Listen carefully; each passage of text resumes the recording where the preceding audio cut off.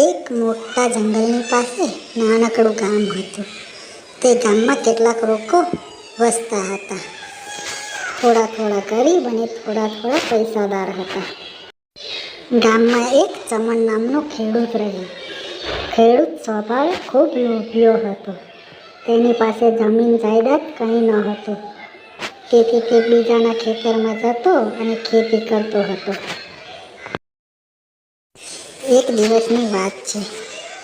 ચમનને થોડુંક કામ મળ્યું હતું, પણ એ કામ એવું હતું કે વહેલું પતી જાય એવું હતું. એટલે ચમને વિચાર્યું કે કામ પતાવી અને જંગલમાં જઈને લાકડા કાપી આવે. ચમન કુલ્હાડી લઈ અને જંગલમાં જવા નીકળ્યો. જંગલમાં ગયો એટલે તેને જોયું કે એક મરઘી હતી, પાસે સોનાનું ઈંડું. એટલે તેને આમ તેમ જોવા લાગ્યો. આમ તેમ જોઈને બોલવા લાગ્યો, લાવ કોઈ જોતું તો નથી ને? આ ઈંડું અને મરઘી લઈને ઘરે જતો રહું. એને વેચીને જે પૈસા આવશે એનાથી ગુજરાન ચાલશે. આમ વિચારી મરઘી ખભે બેસાડી અને ઈંડું ખીચામાં મૂકી ઘર તરફ ચાલવા લાગ્યો. ઘરે ગયો એટલે તેની પત્ની બોલવા લાગી, અરે આ મરઘી તમે શા માટે લઈ આવ્યા? આપણે ખાવાના ફાફા છે અહીંયા તો. અરે વાલી, આ જાદુઈ બચ્ચું છે, સોનાનું ઈંડું આપે છે. હે, સોનાનું ઈંડું તો વળી આપતું હોય છે? કેવી વાત કરો છો તમે? અરે હા વાલી, જો પાછળ જો સોનાનું ઈંડું પડ્યું છે, ત્યાં મરઘી આપ્યું છે. શું વાત કરો છો તમે? તો આ ઈંડું વેચીને આપણે પૈસાદાર થઈ જઈશું. વાત સાચી ને? હા આ ઈંડું હું સવારે જ બજારમાં જઈને વેચતા આવીશ અને જે પૈસા આવે તેના માટે ખાવાનું લઈ આવીશ. હા, તો મારા માટે પણ કંઈ લઈને આવજો, નહીં તો હું રીસાઈ જઈશ.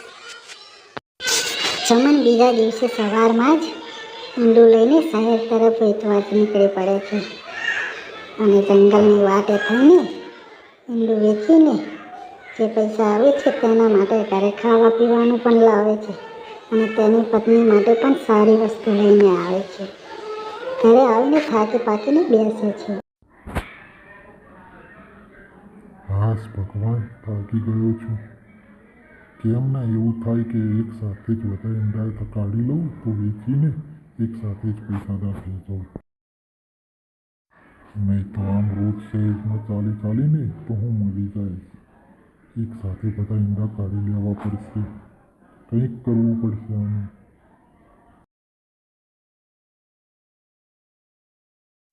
હમણાં પત્ની સાથે વાત કરી એક સાથે ઈંડા કાઢવાનો ઉપાય કરવો પડશે. હું શું કહું છું તને, તું સાંભળે છે? હા બોલો ને, શું કહેવા માંગો છો તમે? હું એમ કહું છું કે આના ઈંડા એક સાથે જ બધા કાઢી લઈએ તો કેવું સારું રહે. હા, તો બહુ સારું થાય. એક સાથે જ આપણે પૈસાદાર થઈ જઈએ અને એક સાથે જ વેચી લઈએ.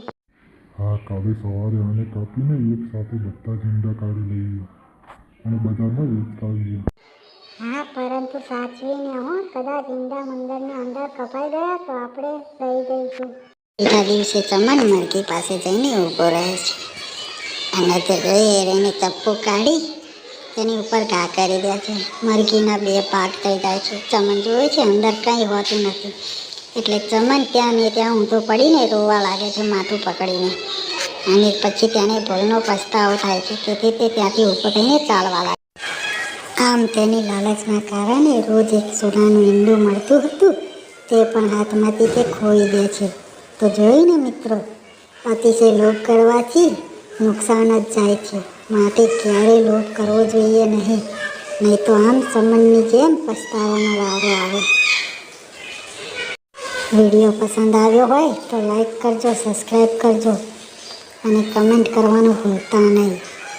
તો ચલો આવજો, હવે મળીએ આવતા વિડીયોમાં. જય માતાજી, જય ભારત.